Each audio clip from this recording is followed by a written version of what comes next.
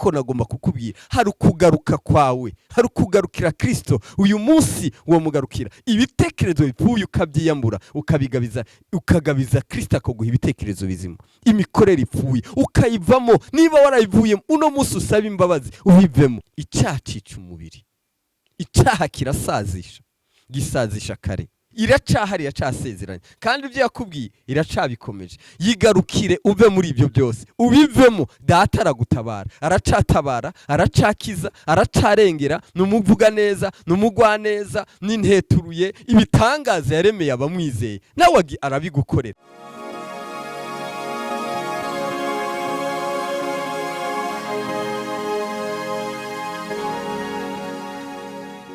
Bene data, nshuti z'umusaraba, mwebwe mudukurikire aho muherereye mu mpande zitandukanye z'isi, ndabasuhuje. Abari mu gitondo, abari ku manywa, abari ku murango, abari mu ijoro, mu masaha atandukanye murimo, mwebwe mwumva ururimi ndiko ndavuga, ndabasuhuje mu izina rya Yesu Christo. Ni Pasiteri Eric Ndayizeye, ngarutse kugira ngo tuganire ku bw'ijambo ry'Imana. Uyu munsi Imana yampaye ijambo ko tuyaga mu kiganiro tugiye kugira rikivuga ikerekana igituma ibyacu bipfa, cyangwa igituma tuba mu buzima butishimye, igituma kandi tutokwishima mu buzima Imana yaduteguriye. Ariko reka dusome ijambo ry'Imana mu gitabo Pawulo yandikiye Yakobo, igitabo cya Yakobo igice cya mbere umurongo wa 15. Umurongo wa 15 haravuga ngo, nuko iryo rari riratwita rikabyara ibyaha, ibyaha nabyo bimaze gukura bikabyara urupfu. Iryo ni ijambo ry'Imana. Ukuvuga ibintu byose mu buzima Imana yaduteguriye. Imana yaduteguriye kubana muri Kristo Yesu, yaduteguriye ubuzima bwiza, kandi yaduteguriye kubaho mu mahoro. Yaduteguriye buriya igihugu kiragira umutekano, nk'igihugu cyacu kiragira umutekano, ariko amahoro ava ku mwami Yesu Kristo. Amahoro aba mu muntu, ariko icyo nagomba kukubwira tuyabonera muri Kristo Yesu. Mugabo ibituma dupfa, ibituma twangirika biva muri twebwe mu byo tubayemo, mu byo dukora. Ariko kandi n'ibituma tugira ubuzima biva muri twebwe, imitekerereze yacu n'imikorere. Buriya ibyo dutekereza nibyo bigaragaza icyo turi, nibyo bigaragaza naho tuje. Kandi buriya nta kintu na kimwe hano mu isi nzokora kandi ntazoboneraho inyungu, ntazoboneraho umusaruro. Ariko icyo ngomba kumbwira ni ikihe gituma ibyacu bipfa. Ikintu gituma ibyacu bipfa no munsi nje kubabwira mu buzima rukristo, ikintu gituma ubuzima bwacu bwangirika, ikintu gituma ubuzima bwacu butaba bwiza ni icyaha. Icyaha buriya, icyaha ni ikintu gituma bitamera neza. Icyaha ni ikintu gituma ubuzima buhinduka. Icyaha ni ikintu gituma tuba mu buzima butishimye. Icyaha ni ikintu gituma imyaka y'umuntu itaba myinshi. Oya, ntimunyumve nabi, ntimunyumve kuba mvuze ngo abataramye ngo nuko bakoze ibyaha, si ibyo mvuze, ariko mvugira mu mwuka, ntimubyumve mu bifatire mu mubiri. Ariko turacaye ko turaganira. Urebye aho uko Imana irema abantu yabahaye no kuramba, ariko kubera ibyaha byagiye biraba, imyaka yo kubaho yagiragabanuka mu bantu b'Imana, bagiragabanuka, yagiravanwaho. Ni ukuvuga icyaha cyatuzaniye umuvumo, ikituzanira kubura amahoro. Icyaha cyatumye kandi tubona kutabona ineza y'Imana. Icyaha cyatumye kandi bituma tutagira mu munezero twateguriye kugira, kandi n'igihe twateguye kubigiramo dupfa tutabigezemo. Ariko uyu munsi hari icyo twofata nk'icyemezo bivanye n'iby'umwuka w'Imana aza kukwigisha birenze byo nkubwiriye kuri iyi televiziyo. Rero ibyaha hari uburyo novuga nka bubiri bwonyine. Hari uburyo bwa mbere nomvugamo umuntu akora icyaha mu buryo bwo kwishimisha, ubuzima bwo kwishimisha. Njyewe mubona hano nigeze kuba igihe kimwe ngira kunezerwa nanyoye inzoga, noneho mara kuzinywa nkagenda no mu muziki nkagenda. Ibyo byari binshimisha, byaranshimisha. Ariko andeho y'umuziki, andeho yo kunywa ibyo, hari igihe ibitekerezo bitsinda umuntu bikagutsinda pe, bikagutsinda. Noneho rero mu byo rero numva mu bibaho icyaha kiva mu buzima umuntu ashobora kubaho yishimishije, ubuzima bwo kwishimisha. Buriya icyaha mu buryo twita ngo turi ko turishimisha, dushobora kuba nogenda inshuti mu buryo ngize nkishima, ariko ugaza usanga zinjanye bivanye n'ibyo zubakiyemo, nanje nishimanye kubana nazo, wisanga ibyo bankururiyemo nanje binjana mu kwishimisha nk'uko bishimisha, ariko ugaza usanga ntibishimisha data. Muri icyo gihe data wo mu ijuru bitamushimisha, nibyo biba bibaye icyaha. Iyo mvuze muri ubwo buzima natanze ingero nyinshi ku muntu, reka mvuge ku muntu ugize w'umugabo nkanje, ushobora kugira amafaranga, urugero ukagira amafaranga, noneho wagira amafaranga arakugerageza. Iteka ryose amafaranga aza tugerageza cyane. Amafaranga ni meza, ndayashaka, yewe nukuri mu bariko barasengera nanje ndiko ndayasengera, ndayakeneye pe, kuko ubuzima bwose tubayemo igikoresho dukoresha hano mu isi, ifaranga riza ari cyo gikoresho dukoresha. Bose nkunze amafaranga, ariko ndashaka amafaranga.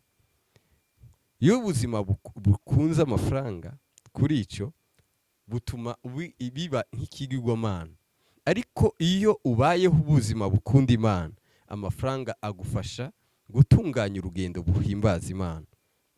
Icyo nashaka kuvuga muri icyo, muri ayo mafaranga nk'umuntu w'umugabo ushobora kuyabona. Hari abantu basenze, basengera akazi, urugero basengera uburyo, urugero Imana ikagera igihe ibibaha, yabibaha rero hakagera igihe rero cyo kugira ngo bageragezwe muri byo. Nta rugezo na rumwe turi hano mu isi tutageragerezwamo, tuzokwama tugeragezwa. Waba ushonje urageragezwa, waba uhaza urageragezwa, waba ukodesha, waba uri no mu yawe, waba ukomeye runoroheje urageragezwa. Ariko urugezo tugeragerezwamo ni nago igihe utsindigwemo, ni naho hazogaragarira intege zawe nke canke imbaraga zawe mu byo watsinze canke watsindiwemo. Niko mvuga umuntu w'umuyobozi, urugero waba muri eglise, mu itorero, waba muri leta, Imana yagusigiye amavuta iragutoranya muri benshi, igushira aho hantu kugira ngo ushobore gukorera abantu bayo. Ariko muri ico gihe, muri bya bindi ugiyemo byose, bya bindi byose ugiyemo, noneho kugeragezwa uburyo ubugeragejwemo, ni kuvuga uburyo waba uri muri rwa rwego rwose. Cyambere natoranirijwe gukorera b'Imana, natoranirijwe gukorera igihugu ni ic'Imana, kandi mu gihugu gikorera neza, uretse ko igihugu kizoguha ibihembo byiza ndetse bakaguha n'udushimwe. Uretse ibyo byonyine hazobaho kandi n'ibindi byo kuvuga ngo uretse ko igihugu cagushimishije, hazobaho no kuvuga ngo n'Imana urayishimishije. Ni ukuvuga muri icyo gihe Imana iyo wayishimishije, Imana nayo izogera igihe yongera igaragaze ikamba muri ibyo bihe, muri ico. Ariko icyo ukoreye mu buryo bwose, ukoze mu buryo bwo kwishimisha, ushimisha umubiri, iteka ryose habaho ikintu cyo kuba ukaba déshonoré, icyubahiro kirakuvaho. Haba mu nzu y'Imana, mu bo tufashanije kuvuga izina ry'Uwiteka, haba mu bandi twita yuko dufatanije mu buzima bw'imiyoborere muri leta, kuko turi mu misozi itandukanye. Ariko kuri uyo musozi wose, iyo utsinzwe n'icyaha, ugomba icyo cyaha iteka ryose kigutsinze, iteka ryose wama icyubahiro kirakuvaho neza. Ku by'ukuri ikintu ugomba kumenya, icyubahiro kukigarda ni ukugwana. Nkagwana n'icyaha, nkagwana umubiri ugomba kunjana mu cyaha, ibitekerezo bigomba kunjana mu cyaha. Iyo kubuze ngo kwambikwa ikamba, ni muri bya bindi natsinze, ntabwo ari ibyo nabwirije, ntabwo ari ibyo nahanuye, ni ibyo natsinzemo kubwo kubaha Uwiteka. Rero iyo ndabikoze, dusipoze ku muntu ari nka honorable par exemple, sinavuze uri honorable uri honore mu bibyo byose mu buryo bwose no ku ntebe yose washizemo. Muri ico gihe rero ubwo ico cyubahiro wahawe iyo ugikoresheje nabi ukagwa mu cyaha, reka dusipoze icyaha cy'ubusambanyi, sibyo? Iyo kikugerageje kikagutsinda kikakugwisha, iyo ugarutse rero tugarutse inyuma gatoya, iyo bimenyekanye bikamenyekana mu misozi bikamenyekana, kuko ijambo ry'Imana tuvuga ngo ibyo byose murabikora nkihorera, ukibaza yuko mpanye nawe, ariko ngo igihe kimwe nzobishira ku karubanda. Iyo byageze ku karubanda rero uwari honorable araba sous-estimé, agasuzugurwa, bakamubona noneho aho wacishwa amakuru bakoma amashi y'ukuri w'icyubahiro, ariko bahagacisha induru y'ukuri umunyabyaha wakoze amahano n'amahano, kuko izina wahawe nahawe ni naryo ngeragerezwamo, ariko gutsinda ibyo nibyo nzohererwa mu ikamba. Imana ishimwe cyane, Imana ishimwe kandi ushoboze. Ico nogomba kukubwira rero, ndakubwira ngo ugushoboze, kuko uyu muntu rero yabaye honorable. Iyo hagiyeho binyamakuru byatangaje ubwa mbere bivuga icyubahiro ciwe, bakongera bakavuga rero ibitutsi byiwe, ibisebye, icyambere arapfa mu bitekerezo, icya kabiri agwara n'ibigwara byinshi kuko ariheba, ntaba kigendera hahandi societe yumva yanze. Nico gituma kenshi wamusanga n'amasuicide abaho, nukwiyanga abihera muri we, kandi cyaha cyambere cyatanguye utangura kwiyanga, wiyanze, wanse societe, wanse ikintu, ico cyose rero bikuzanira urupfu iyo wazanye ucyaha cyo kwiyanga. Imana tubabarire, Imana ifashe cyane uze kubitahura neza. Iyo watanguye icyo cyaha wiyanze, nta muntu uza gukunda, kandi wowe utikunze nta muntu uza gukunda, kandi ubwo buzima utihaye atawubuha uba wamaze gupfa deja kera, biba byarangiye. Ikindi novuga, hari icyaha dukora mu buryo bwo kwirengera, ugasanga umuntu arirengera. Reka ndayivuge mu buryo bw'abadamu, aho nari navuze ku bagabo, reka mvuge ku badamu. Kwirengera ukaza usanga umukobwa cyangwa umudamu par exemple ubuzima ntubaye bwiza, ariko nagomba kukubwira ubuzima bwose hano mu isi ntituzoba mu buzima bumeze bungana. Hariho abo itabaye uyu munsi ejo uzotabagwa, uyu munsi urashonje ntabwo uzohora ushonje, ejo urashobora guhaga. Ariko icyo no kubwira hano, ushobora kuba wogeragezwa muri ya nzara, ukageragezwa muri kwa gusonza, ariko ukageragezwa ugeragerejwemo kugira ukore mu icyaha, wirengere, urebe yuko wokira uwo munsi ntupfe muri iryo joro. Icyaha cyo kwirengera rero ushobora kuba cyo kuzaniramo urupfu mu buhe buryo. Ushobora kuba wogenda uri nk'umudamu, urugero umugabo wawe ari mu rugendo, yatinze kukurasiona, ariko inzara yaguteye, ni nacyo kigeragezo kijeho, noneho urahuye n'umugabo rimwe ryonyine kugira ngo wirengere. Muri icyo gihe aguteye iyindi nda, akigutera muri icyo gihe wongeye kugira uwundi umusaraba. Icyambere ugira ibitekerezo bipfuye, kuko utangura gutekereza uko umugabo uzohura nawe, kandi nimwahura ibyo uzomusobanurira, kandi noneho ukumva yuko ugiye uri kivume muri uwo muryango. Donc bitangwe utanguye kuba ikivume we wenyene. Ikigira kabiri, utangura kwumva yuko ukwiye kuyikuraho nawe yakugiyemo, harimo riske, harimo no gutakaza ubuzima. Uce wumva icyaha cyo aricyo cyose aho kizanira urupfu. Naho rero Bibiliya yatubwiye ngo nuko irari rirakura rigatwita rikabyara ibyaha, ibyaha nabyo byakura bikabyara urupfu. Imana ize kumfasha uze kunyumva. Ariko hari ubuzima muri Kristo Yesu, nkubwira hari ubuzima, hari amahoro. Haleluya, Imana ishimwe cyane. Noneho ndashaka tuvugane nk'ibintu bitubuza, nk'ibyaha bituma ibyo bitubuza kuba twogeraho ibyaha. Icyaha biga kitubuza iki?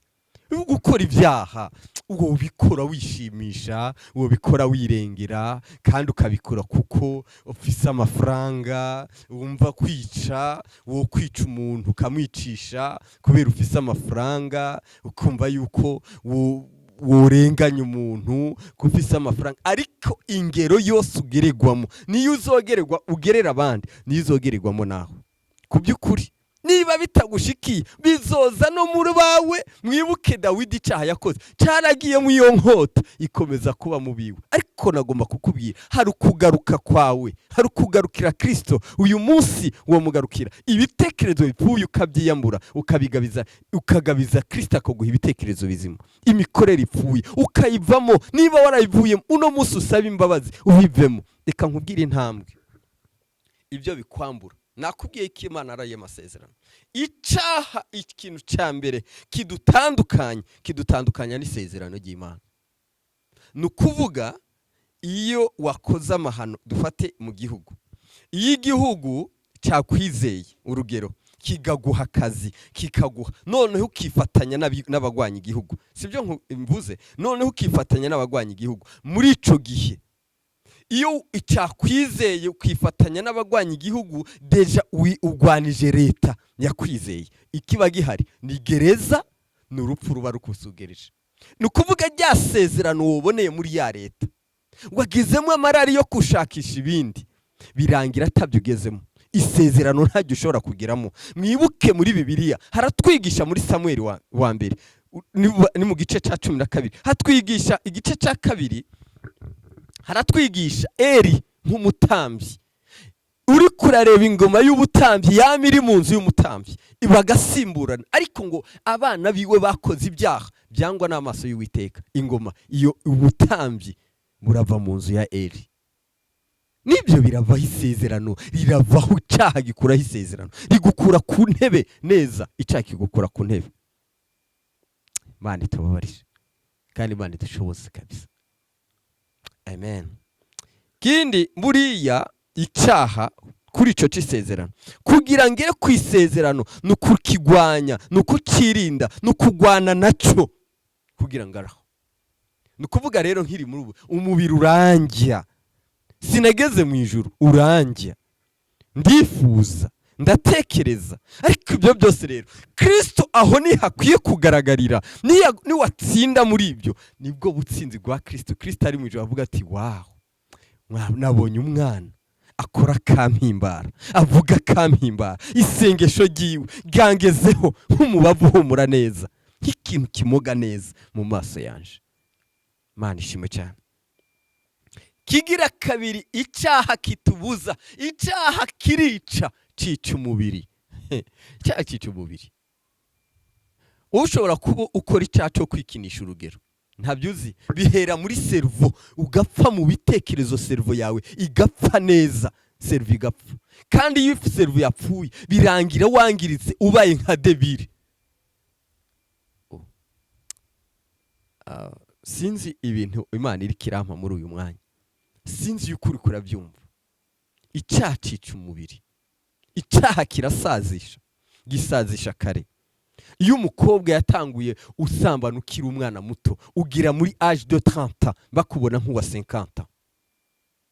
Ekiwa warinze ubusugi bwawe, warinze ubukobwa bwawe, warinze ubusore bwawe. Iyo usohotse haba impundu, utanga ishema ku babyeyi kandi ugatenga ishema no kwitorero n'igihugu. Ariko Mana, ibyo bintu ntibininahaza Imana, bihimbara Imana. Mana ishimwe. Icyaha cica umubiri. Buriya woshobora gukora icyaha, Imana n'imbabazi, yitwa mbabazi n'izina giye. Ariko iyo wanduye sida warasambaye urugero, Imana irakubabarira, ukaba umuririmbyi ugahanura, ariko ikimenyetso c'ibyaha wagiyemo kirakugumaho. Sida irakugumaho neza neza, irakugumaho. Ntibigukuraho sida kuko winjiye mu rusengero, hoye ntibigukuraho sida kuko Imana irakubarira bien, kandi uzoja mu ijuru, ariko ikimenyetso c'ibyo wagiyemo ico naco. Iyo gitekereje urapfa, iyo utekereje kuri muri societe utazosubira gushaka, kubera wabyaye abana benshi ntawe uzo kugira icizere, kubera urwaye sida ntawe uzo gutwara, utangura gupfa mu bitekerezo, ibyiringiro bikagenda bigabanuka. Mana tubabarire, Mana tubabarire cyane kandi dushoboze. Ikindi nuko tugomba kumenya Imana muri ibyo byose, kuri ico cyaha cica umubiri, Imana ntihomba. Kareka wewe umubiri wawe ushaka unezeze, ufata ujane muri ibyo byose, wirengera, wishimisha, wifate nk'ubu umusitare, ntabwo warengeje Yesu. Ariko nagomba kukubwira ikintu kimwe gikomeye cyane. Imana ntizohomba, ariko uzohomba kuko wica ubuzima bwawe. Yarabuguhaye ariko urabwandaritse, uzohomba. Imana izokwama yitwa Imana ntihomba, iracatoranye. Hariho abayubaha, ariko nawe irashaka yuko uyigarukira, iragukunda. Naco gituma yantumye kukuburira, niwakibona kino kintu usenge, dusengeranire. Imana iragutabara kandi irakurengera, urabivamo, iragushoboza. Yitwa mugira neza, yitwa nteturuye, rega ni gitangaza. Imana ishimwe cyane. Ikindi, icyaha cyica ubugingo, cyica ubugingo. Mwibuke mu bigishwa bagendanye na Yesu, hariho uwitwa Yuda yaragambanije Yesu. Ariko amaze kugambanira Yesu, ikintu cyabaye, yarumva adakwiye kuba, ni cya kintu nakubwira, yumva adakwiye kuba muri ya sosiyete, ntakiri umwigisha ukundi, yariyahuye. Kandi kwiyahura, kwiyambura ubuzima Imana yaguhaye, egare yuko urarimbutse, utakaje ubugingo deja, utakaje ubugingo. Kandi Imana idushoboze. Ariko nagomba kukubwira rero, haracyari ibyiringiro byo kugarukira Imana. Ntabwo uzopfa niwahindukira Imana. Ibyo byose umubiri Imana irashobora kuwubaka, kandi amasezerano Imana irashobora kuyubaka. Iracahari, iracasezeranye, kandi ibyo yakubwiye iracabikomeje. Yigarukire, uve muri ibyo byose, ubivemo. Data aragutabara, aracatabara, aracakiza, aracarengera. Numuvuga neza, numugwa neza, ninteturuye. Ibitangaza yaremeye abamwizeye, nawe arabigukorera. Ariko cyo nagomba kukubwira, ni wiyambure ibyo bintu byose, ubyiyambure. Ushobora kuba byarakunaniye, ndabizi. Hari icyaha wakoze, ugenda mu gakiza kikagukurikira. Reka mvuge nk'ibyaha bibiri. Hari icyaha cy'amaraso. Waramenye amaraso, wamenye amaraso y'abantu. Ku by'ukuri agomba kukubwira ayo maraso. Igihe cyose hari n'igihe wumva iyo wagize ishavu ryakufashe, ishavu wumva wose urukica. Ni bya bindi bikikubiramo. Ariko nagomba kukubwira, Yesu yarakubabariye kuko wamwizeye. Ariko hari n'ubutabazi yoguha. Niwashika mu buzima bwiwe, komeza kumwicarika muri intebe, yicare mu buzima bwawe, ahindure, akweze, maze kandi ugire urukundo rwabo wagiriye nabi. Icyo nicyo gisubizo. Kugira urukundo rwabo wagiriye nabi, gusengera abo wagiriye nabi, kuvuga ngo Mana ukomeze kubaha umugisha nubwo nabagiriye nabi. Imana izokwama iguha umunezero, kandi izokwama ikubabarira no muri bya bindi kamere izogenda uzica. Hari ikindi kibaho. Hariho ubusambanyi, buriya n'igikururane. Hariho ukuntu ushobora ko warasambanye, ugasambana n'umuntu afise igisekuruza cuzuye mu busambanyi. Cyo gisekuruza kubera ubusambanyi bukorera mu maraso. Ayo maraso akakubera uruhererekane, ukama ubuzima bwawe, ukama urubwo kwifuza irari. Aho ushitse, aho ugeze, igihugu ugezemo, umudugudu ugezemo, ukumva wo bikora, ukomeza kubikora. Kandi ukijijwe, uririmba, uri umuhanuzi. Ibyo byose rero nuko hariho igicaniro kikurimo. Mugabo nyuma y'ibyo, Yesu aracashoboye gusenya ico gicaniro. Utamuvuze gusa, ariko wamwegera ugashaka kubona mu maso hiwe, ukavuga ngo Yesu, hano hantu harananiye. Hari ibitugora kuvuga, ukaza usanga wihana utuntu two hejuru, ariko kuvuga ngo ntuvuge ngo kino kintu carananiye. Kuvuga ngo carananiye kucaturuka kivuga, ni naho kubohoka. Umaze kubohoka rero, mukozi w'Imana nubwo agusiga, ni nko kuzuza ishaka ry'Imana ku buzima bwawe. Mbega hari icyo umwuka w'Imana akubwiye muri iri jambo? Sinzi ko hari icyo akubwiye. Niba hari icyo akubwiye, ushobora kuba hari ibyo navuzemo bireba ubuzima bwawe kuri uyu mwanya. Ariko nagomba kukubwira, Yesu aracatabara, agufiseho urukundo. Iri jambo yari ambwiye, ndakubwira, ariko arakomanga ku rugi rwawe, bw'umutima wawe. Mwizere, muhereze umutima wawe, mugarukire ubivemo. Bitera umugongo, birababaje, rumva biranagoye kuzova mu abantu mwakorana ibyo bibi, ukabatera umugongo aribo washakamo inyungu. ndazi ko bigoye, ariko nagomba kukubwira ibyo ubona ko bigoye ni naho Yesu Kristo azoserukira. Ibyo ubona ko bidashoboka muhereze Yesu, ni naho Yesu Kristo azogushoboreza. Mana ishimwe cyane. Wowe uri kurantega ugutwi, Kristo yiteguye kukugirira neza, yiteguye kugutabara, yiteguye kukurengera, yiteguye kukuvuganira, ariko muhereze umutima wawe awuganze, kuko nutaganzwa na Kristo urupfu rurakwegereje. Satani kuko nta kindi adukwegeramo uretse urupfu. Ndashaka gusengana nawe.